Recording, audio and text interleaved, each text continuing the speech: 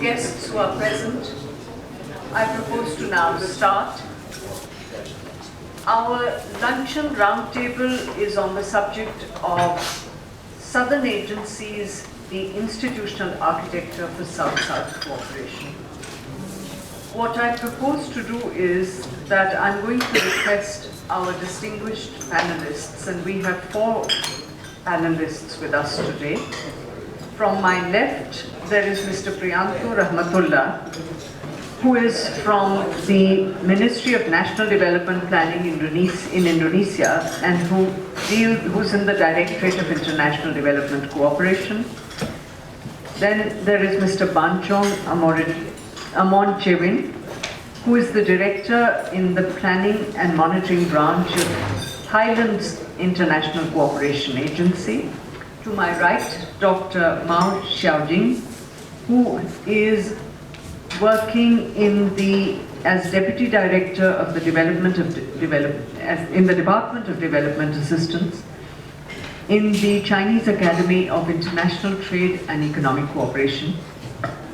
And to my extreme right, Ambassador T.S. Jambal-Doj, who is the head of the International Cooperation Fund Division in the government of Mongolia.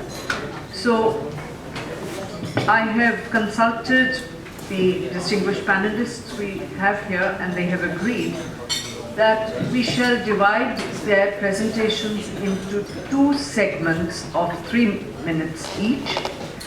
In the first segment, they will cover the evolution and nature of the institutional architecture for South-South cooperation in their respective countries and the agencies that they're part of. And in the second segment, again 3 minutes each, we shall consider the question, or we shall seek their perspectives on how the different agencies of southern countries who work in this field may work together, may cooperate better. So, and if we're able to maintain the time limits, we feel there may be time for actually some interaction, some discussion after that. So, Mr. Priyanto Rahmatullah, would you like to speak first? Would you like to lead off? So we're speaking about the evolution and nature of the institution in your country, in Indonesia. Floor, sir.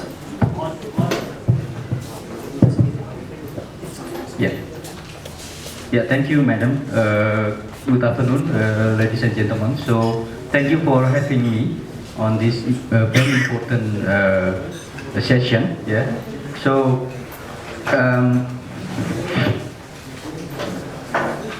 let me share our Indonesian experience regarding the South-South and Channel cooperation in relation with the topic that is for the evolution and the nature of institutional architecture.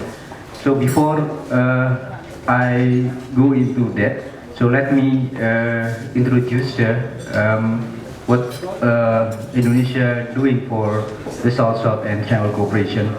So in the National Medium Development Plan, for 2015 and 2019, the overarching aim on South-South and Channel cooperation is to increase Indonesia's role on the South-South and Channel program.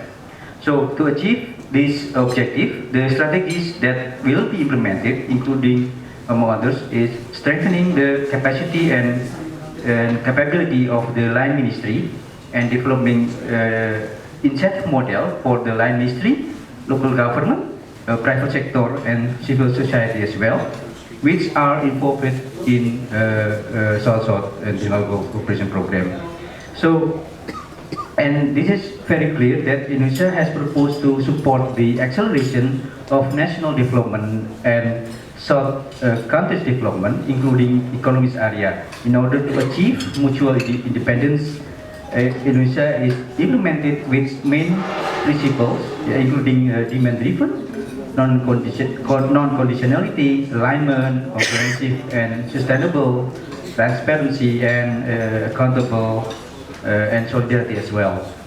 So, to do that, the framework of our program for more effective South-South cooperation program one is the structured, systematic and updating approach to capture and catalog potential cooperation with southern partners as well as tribal partners. And the second one is focusing our initiative by clearly defining them into flagship program, thematic program and other specific program and international cooperation. So the flagship program, actually this is was inaugurated by our Vice President in 2012, that Indonesia will be focused on three areas. One is for the developing issues, good governance and peace building, and the third one is for the macroeconomic issues. So this encompasses issues such as food security, disaster risk management, infrastructure, democracy, family planning, planning and budgeting, and so on. So, in accordance with the grand design of our South-South cooperation program, our initiative will be improved in 3 periods, and this is vis-a-vis with a period of our medium-term development plan, which are the first period is already passed. We focus on stronger coordination within revitalized institutional framework, and the second one covering 2015 until 2019 is a new emerging partner in innovative South-South and Triangle cooperation for development. And the third period, to 2020 up to 2024, is a stronger partnership within innovative and inclusive South-South cooperation. So we are now in the second period. So for that, our strategies will lay. This is also to support our architecture on the institutional for the South-South program. One is developing a regulatory framework, including on funding. Then the second one is development of a model of incentive for the line ministry, private civil society to be involved in the South-South and Tribal cooperation. The third one is development of eminent person group to assist our South-South stakeholders, because this is in our approach, we still have to lesson from many experience, domestic and from international as well. And the last one is developing and strengthening the capacity and capability of institutions that deal with the South-South tribal cooperation. And last but not least is South-South program outreach at national and international level. And in our plan, so it's clearly mentioned that we have, as institutionally, we plan to strengthen into the one gate policy, meaning that the previous experience when we do the South-South cooperation activities in more scattered, in very scattered, because doing by land ministry, and other non-government institution. So this is, we want to draw this activity into the one gate policy, and this is very important. And in the future, this strengthening of the one gate policy will toward of the establishing of a single agency. So thank you. Thank you very much. I'm now going to request Mr. Banchong Amonchevin to speak about the Thai experience. Yes, You have thank you, Madam. So I'd like to be very brief, and then speaking during the lunch time is very challenging. I'm not sure to be listening to me or your food in front of you is quite interesting. Maybe we can make a combination of that. What I would like to talk is provide you some briefing on the Thailand on the ODA program. We start setting up the office, the Department of the Technical and Economic Cooperation in 1963. At that time, Thailand is still some kind like a recipient. We just encouraging by the World Bank to set up the office in order to handle the technical cooperation. So that the office called the Department of Technical and Economic Cooperation that time is be a focal point between all ministries when they would like to request for the technical cooperation from the donors have to submit to my office. So I start working from the recipient side up to providing now. I'm the one who are on the historical on the Thai ODA. So during the 1960s to let's say 1995, we are some kind like recipient countries. At that time, the DTEC or the DTEC is be a focal point. And in 1995, on the donors, they closed the Thai program. They're just thinking that Thailand is now graduate. I'm not sure the graduate in terms of the high school or bachelor degree, but they graduate the program. The USA, they closed the program. German, Japan, they closed the graduate program. Denmark, France or something, they just closed the program to provide to us. So it's intended that Thailand is now going to be some provider. So in 1992, at that time the government is just increasing the budget to be providers 10 times. So even we are not setting up the agency, but the government intends to provide something to the neighboring countries, particularly the Cambodia, Laos, Myanmar, Vietnam. So let's say in 1992, government increased 10 times of the budget to my office. And then we just keep providing, let's say the South-South program start at that time in 1992. And in 2004, the government decided to set up the Thailand International Cooperation Agency. You will feel familiar, like a TICA. We are TICA. It's a TICA. We are, maybe you would like to be the same family with Jaika, Koika, or something, I don't know. Now, the office is now changing. In last year, early last year, we are changing from TICA to be the Department of International Cooperation. But let's say that we still use the name of the TICA. So Thailand is, in terms of the agency setting up, we start to be, I don't want to be the donor.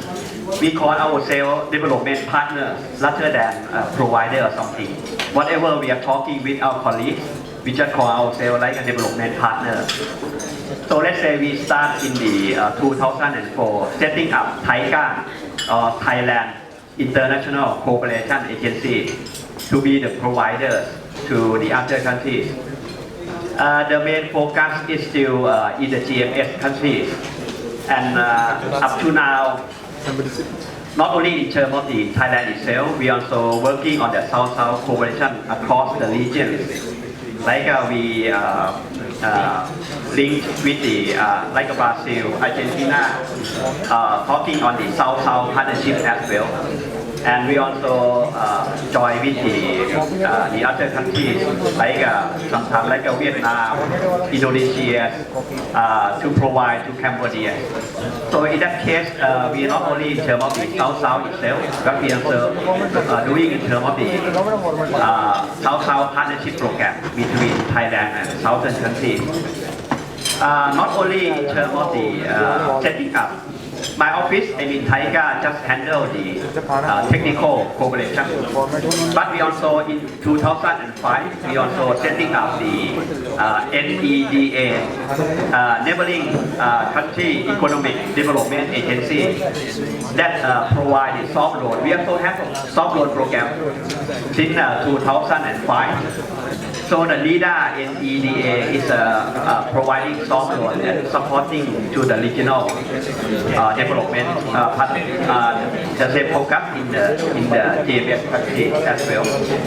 At the same time, we also have many ministries also doing on the South-South cooperation, talking about agriculture, transportation. So the other 19 ministries, they also have the South-South program. You see, like Ministry of Agriculture on Thai, we also have a partnership program with the Vietnam, and also have some program with the Pacific Islands or Africa. So in that case, 3 agencies handle in terms of the South-South cooperation. I think it can provide a brief background, and we can share with you what we are doing more. Okay, thank you. Thank you very much. I'm now going to request Dr. Mao to tell us the Chinese approach. Thank you, Chair. Yeah, as you may know, China started to provide foreign assistance to developing countries, or we call foreign assistance in China. And since the year 1950, from that time till 1980s, the mid-1980s, China's foreign aid, China's development focus turned to domestic economic development.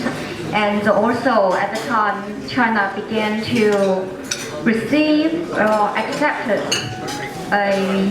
assistance from developed countries and also international organizations, and become a recipient country. And so the ministry used to in charge of foreign aid merged with the Ministry of Trade and become the Ministry of Trade and Economic Development, we know as MOPTEC. And this MOPTEC in charge of both China's foreign trade and foreign aid and also incoming aid.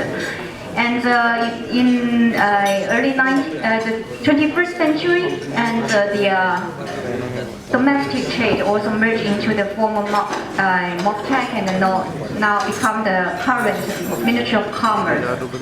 So those are undergoing changes of the institutional changes of China's foreign aid, but mainly due to the changes of both China's domestic policies, but as well as international situations. And current, and as you may have known, that China's foreign aid has been expanding rapidly, especially with the rapid economic growth of China. And since the year 2005 till 2014, China's foreign aid budget has increased at a rapid speed at almost 30% annually. So the understaffed challenge is quite a significant challenge to China's foreign aid now. And to partly solve this challenge, MOPCOM also established 3 agencies to implement Chinese foreign aid. One bureau, specifically implementing the complete project or turnkey project, and one center in charge of China's good commodity aid, and also a training center in charge of human resource development cooperation. And also, as we know, as affected by the international financial crisis and the international economic landscape, or as well the development landscape is changing. And I think now there are higher expectations for Chinese government to play a more important in international development arena. And also there are more new development issues like climate change and the SDGs, and also there are epidemic diseases and also the conflicts. They bring more fragile countries. So all this, I think, the complex situation also have requirements to build up the institutional capacity of MOFCOM, and also to try to make more reforms to meet up those expectations and also the changing situation. I think this is also quite issue under discussions, and so we also would like to exchange those experience with the other agencies. So this may come into the second question. Thank you, Dr. Mao. I'm now going to request Ambassador Jumblegood to speak to our first subject. Yes, Madam Chair, thank you very much. And as you know, this Mongolia moved from the socialist country to democracy and market economy in 1990. And one of the priority directions of Mongolian foreign policy is, of course, to conduct very friendly bilateral relations and cooperation with Asian nations and engagement in multilateral cooperation on Asia and the Pacific region, as well as strengthening strategic stability and implementation policy on broadening the cooperation of security in East Asia. And within the framework of this policy, Mongolia enjoys working with other countries under the regional multilateral mechanism. And Mongolia is, of course, the very earliest members of non-aligned movement and G77, and it also has strong desire to become a dialogue partner of ASEAN, and also to become a member of APEC.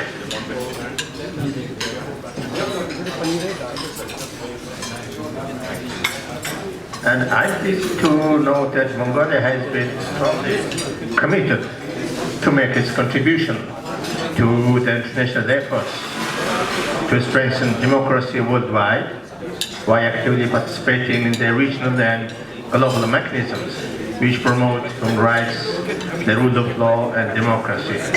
With this regard, let me mention the Mongolian Chairmanship of Community of Democracies for 2011 and 13, during which Mongolia successfully convened the 7th Ministerial Conference of the community and launched the Asian Partnership Initiative for Democracy. As Mongolia is convinced freedom, both online and offline, equally contributes to considering democratic principles and institutions. Therefore, it has become an active member of and chaired the Freedom Online Coalition, an intergovernmental coalition committed to advancing internet freedom, free expression, association, assembly, and privacy online worldwide. And I would like to mention that Mongolia has also successfully hosted the 5th Ministerial Conference of the Coalition last year in Ulaanbaatar, which became the first such event of its kind to take place in Asia. In connection with this above-mentioned activities, Mongolian President has initiated establishment of International Cooperation Fund with the objective to share Mongolia's experience in democracy and market economy with emerging democracies and developing countries. In the past 2.5 decades, Mongolia has been learning and advancing democracy at home. As a responsible member of the international community, Mongolia is committed to contribute to addressing global and regional issues. With a view to support emerging democracies, the Ministry of Foreign Affairs established International Cooperation Fund of Mongolia by the amendments made to the law on government special funds at the Parliament session in February 2013. And the statute of the Special Cooperation Fund was adopted by the government resolution in March 2013. And that means that this very new kind of institution of international cooperation development was funded in about 3 years ago in Mongolia. Thank you very much. We've had a very interesting set of comments from the participants of this panel discussion in the first round. 3 salient points I would like to make. I think each of the participants has referred to the linkage of this part of their activity with foreign policy. So in other words, international development cooperation activities undertaken by each one is part of the foreign policy effort. Secondly, that each of us has had to deal with the issue of being both recipients of international development cooperation while offering to partner with other developing countries. And there have been some initial efforts to cooperate with other developing countries in such activity. So I think with these comments I'm going to request our panelists to address the issue of how we can enlarge such cooperation. I'll now begin with my colleagues on the right. So Ambassador Jambal, would you like to address? And again, 2 to 3 minutes each, please. Thank you very much. And after the establishment of the International Cooperation Fund, one of the key activities of this institution is first to select which countries we have to work with and provide our systems like sharing our experience. And we selected until last year the 4 countries such as Myanmar, Kyrgyz, Afghanistan and North Korea. And the International Cooperation Fund, mainly conducting such kind of international kind of workshops, seminars and conferences on democracy and good governance for sharing our experience with these countries. And we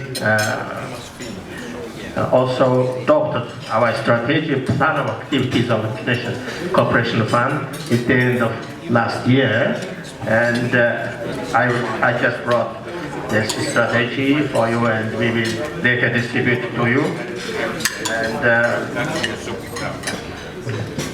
according to this new strategy, we decided to expand the number of the target countries of cooperation by another 6 countries of our region, like Nepal, Bhutan, Laos, Cambodia, Sri Lanka and Timor-Leste. And since the establishment, we organized the main activities for Myanmar and Kyrgyz. And last year, we had a very active cooperation with the government of Myanmar and also the opposition forces before the election in Myanmar and also Mongolia. And we had organized special study visits for all advisors to the president of Myanmar to Mongolia. And unfortunately, 9 foreign policy and other advisors to the president made a study visit to Mongolia, and we specifically conducted them a specific half-day seminar, inviting all those officials and politicians who were during the early years of our democratic transition in our government high positions. And we shared with them our experience. And also we organized several kind of study seminars for Myanmar, Kyrgyz, especially Kyrgyz central election bodies, and to bring to Mongolia to share experience. And last year, as you know, that Kyrgyz had a very successful democratic election, and the first time used for this democratic election biometric data of the citizens and also electronic voting machines. And all these are based on our experience. And because we first time used such kinds of voting machines and biometric data of citizens in our 2012 election. Thank you very much. And now over to Dr. Mao. Thank you. Yeah. Yes, as we see, there are also more and more southern countries are joining the international development cooperation landscape. And I think, I just got to know, also like Mongolia established the International Development Fund. So I think, there are maybe more are emerging which we don't know. China used to have more, we have done more researches or trying to understand better how the traditional donors are doing, what are their practices and policies. But in recent years, we are also trying to pay more attention to what the other South-South cooperation are doing and what are the similarities and the differences between China's practices with them. And so I think there are more recommendations or in recent years to share experiences between the South-South cooperation. Also, that's I think how the network for southern think tanks are initiated. So I think the first thing we can do is to share the information and the experience, what we have done or what we are going on, and to understand better about each other. And also, like next, I think maybe we can further expand those to include more think tanks from South countries, and also beyond the traditional trilateral cooperation, which used to be known as the North-South-South cooperation, but there could be more South-South-South cooperation. And so I think this would be also another way we could try looking for. Okay, thanks. I'm now going to request Mr. Luncheon to offer Thailand. So I just share with you what we are doing. I think talking in terms of the South-South, we are not doing just only South-South. We have the North-South partnership as well. Since the donor has closed the program in Thailand, and then they're just changing Thailand to be partners. Now we become the, in terms of the partnership program, the North-South. I mean, we have with the German, France, Luxembourg, Austria, Australia, Singapore, UNDP, UNICEF, UNFPA. So those of the donor now changing to work with us on the partnership basis. Like Japan just join hand with Thai, go to Africa. We go to Africa already. In Kenya, in somewhere. Join hand with Thailand, go to the Timor-Leste. Japan, Thailand, go to the GMS countries. We have a number of training programs on the cost sharing basis. We request Japanese to pay more and Thai to be pay less, like 60-40%, something like that. But Japanese would like to Thai to pay more. And besides that, we also have German to do some projects. We have a joint hand with German to work in Laos, in Timor-Leste, or in Myanmar, in Vietnam. And this is the North-South Partnership Program, is one modality. We also have the South-South Partnership. So for example, Thailand just working with the Brazilians. They came here, I mean Brazil, they came here to work with Thailand, and we just join hands to go to Laos to do a project. And Argentina, Peru, Chile, Colombia, they're just moving. They would like to have Thailand as some kind like a focal point. At the same time, we are using them when we would like to do something in the Latin continent. We have the Chile, Colombia.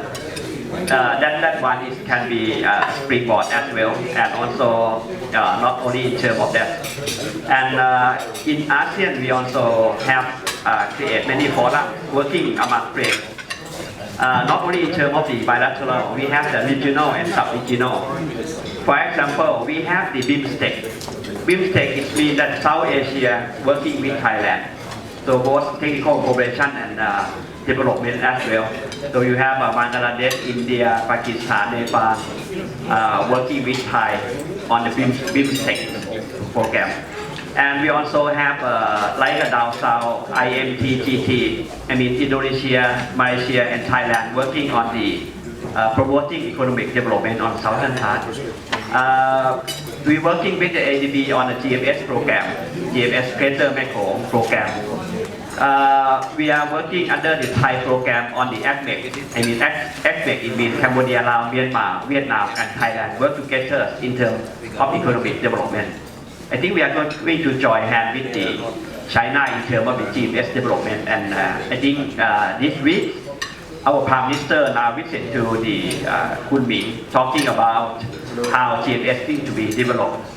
So in that case, not only in terms of the South-South itself, in terms of the North-South and between South-South, I can say that CS South-South Partnership Program. So that is the modality that we are creating. For example, like in the case of the Africa, we try to join hands with some of the key partner countries like Egypt, Morocco, Tunisia as a partner. We may create some of the training programs there. You say to bring African to be in Asia to Thailand is really costly. Even from the Latin continent to bring them to Thailand itself, you have to spend a lot of money. So why don't we do some program in those countries? And then let's say we may join hands with Egypt, provide training course on the fisheries project. And then we can assign Thai experts, Thai lecturers to go there within the training program. Up to now, each year we provide short course training for number of participants around 3,000 that we invited to Thailand. And within short course, we have the degree program for master and PhD around 10%. So it's around 200 to 300. By the countries, but sharing our experience and then making contribution in South-South cooperation strengthening. Thank you. Thank you. Dr. Mao, closing comment? Okay, yeah, I think actually this session is also quite interesting to at least to share some of those different perspectives and development phases of development cooperation of certain countries. So that's it. Would you like to? Very brief. I think talking about South-South cooperation, we are talking about the knowledge sharing. So I think we need to, try to streamline or synthesize what the lesson. Each country they have a certain practice, and that if we can do it, it can be very supportive for the developing countries to share. So that is one of the key. And the other thing is, I think we need to do more networking. So far, it seems to me that the South-South is some kind like a networking in terms of sharing and exchanging the idea. And in the case of Thailand, I think South-South is going to be more qualitative approach. Since we don't have much resource for the ODA, we try to asking ourselves what could be a theory of change. That is the key question that we try to. Yeah, so I think for me, I get a lot of benefit from this event. So as others speakers also mentioned, also we hear from the speaker in this morning session. So besides the networking, I think to make our South-South cooperation program more effective and more strategic. So networking and one issue that Professor Kachin raised on this remark is for getting consolidation among the southern providers. So I think this will be get more solid of our program. Thank you. Thank you very much. I think both you, Mr. Ramadan, and Dr. Mao, you said that we need to carry on this conversation, so we shall try to find another occasion when we can do this and share experiences. I thank you all and I wish you bon appetit, since I think you missed lunch altogether. Please enjoy your lunch. Thank you.